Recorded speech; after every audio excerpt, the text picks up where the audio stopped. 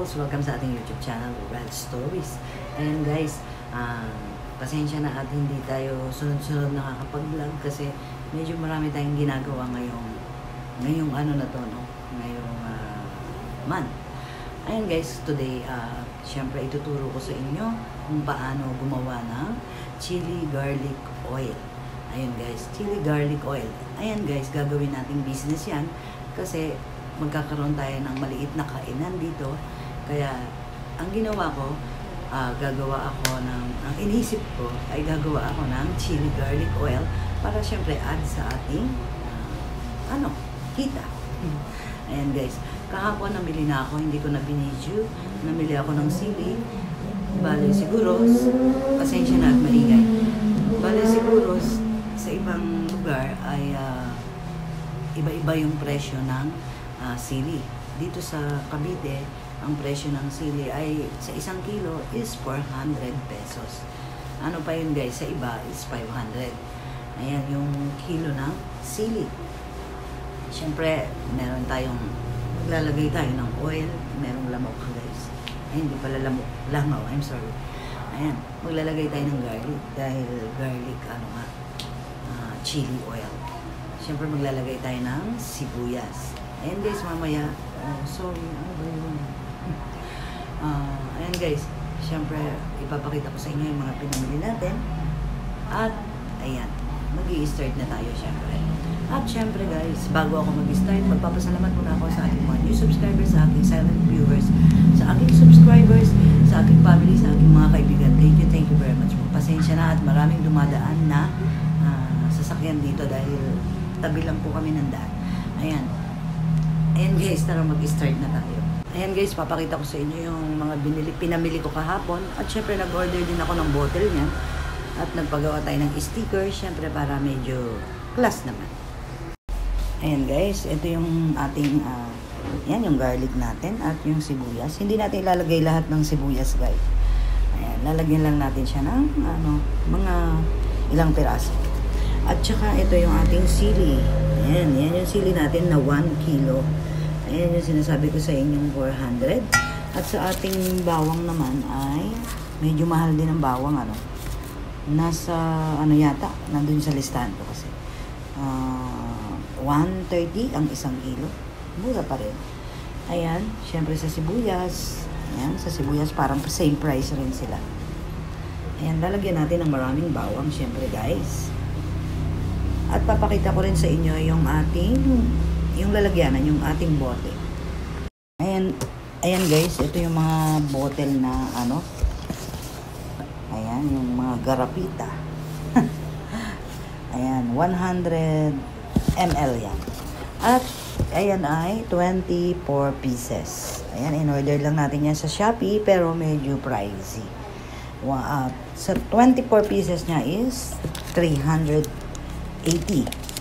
Siyempre may shipping fee pa yan. At meron siyang libreng seal. Yung pangtakip natin, yung plastic na pangtakip dito sa ayan, sa paligid ng ating para matagal siyang masira guys. Ayan, yung seal niya.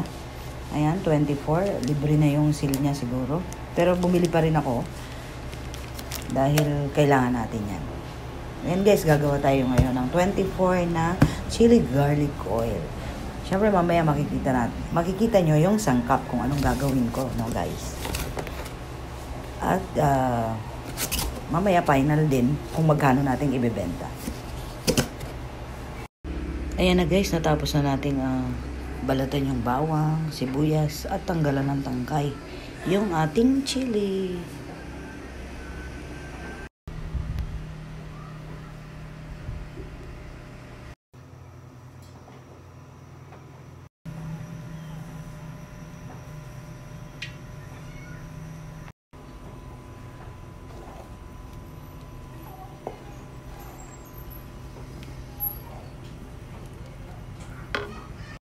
Hi guys, ayan, ito nga pala yung ating sticker na binagawa guys. Ayan, ganyan lang siya, simple. Reyna's chili garlic oil. Ayan, hindi ko na masyadong nabidyohan yung linuto ko kasi sobrang busy talaga guys.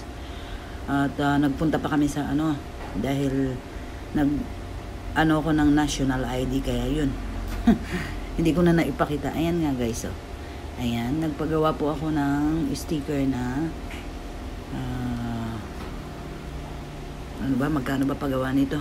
Mga ilang peraso nagpagawa ako. Siyempre, ang paggawa niya ay nasa 320, oo. Ayan, kasi kasama yung layout doon at saka yung kung ilang pieces. Sa isang seat niya ay ilang peraso ba? 21. Ayan. Ayan siya guys. Ayan ang gagawin ko ngayon dahil naayos ko na lahat yung aking chili.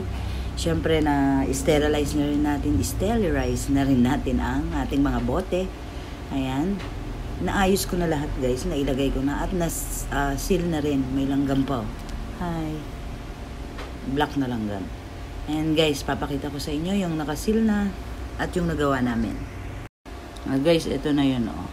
Ayan, nasil na natin ng maayos. Ayan, syempre nailagay ko na yung sticker ng Reyna's Chili Garlic Oil. Ayan. Ayan lang guys, ganyan lang. Kasimple. Ang mahirap lang dito guys, yung babalatan mo yung garlic. Yan, napakahirap nun. Kasi meron naman tayong mga machine, kaya para mabilis ang proseso at malinis. Mabilis, malinis, masarap. At murang-mura lang yan guys. Mamaya, i-reveal natin kung magkano ang ating bentahan dito sa ating 100 ml na chili garlic oil. Yan guys. Charan! Ayan na guys, ang ating nagawa. Meron pa yan guys. Ayan. Ayan. Look at that. Ayan guys. Ayan yung ating chili garlic oil. Tapos na yan guys. Ibibenta na lang natin. Ayan, syempre nakaano na rin yan guys sa Shopee. Ayan, pwede po kayong umorder doon. Ayan, at syempre sa may FB page namin, ang pangalan ay Reyna's Eatery. Ayan, para hindi kayo maligaw. Ayan, punta lang po kayo sa Facebook page namin na Reyna's Eatery. At meron na rin po yung telephone number, syempre. Ayan, nakalagay yan dyan. Ayan.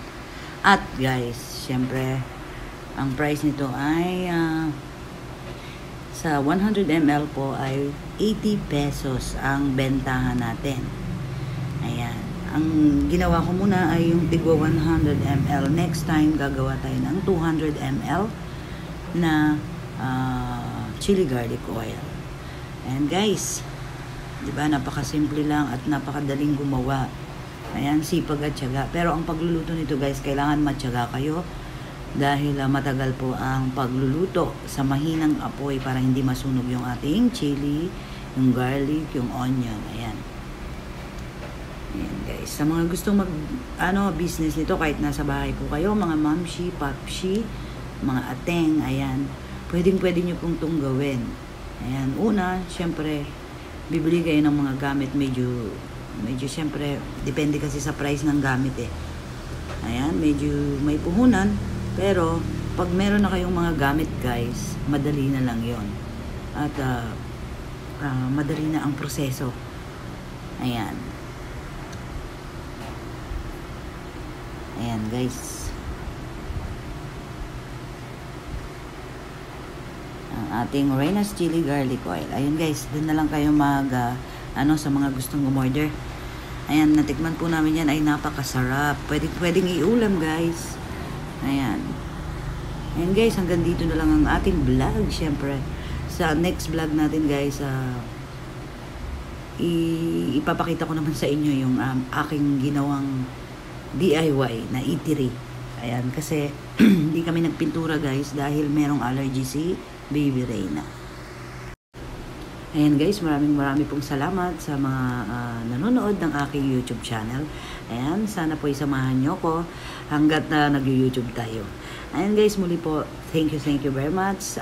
At ingat po tayong lahat dahil maulan ngayon. Sobrang ulan, maya-maya umuulan at saka malakas po.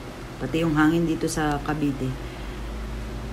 Ewan ko lang sa ibang lugar guys, pero ingat po lagi at thank you very much.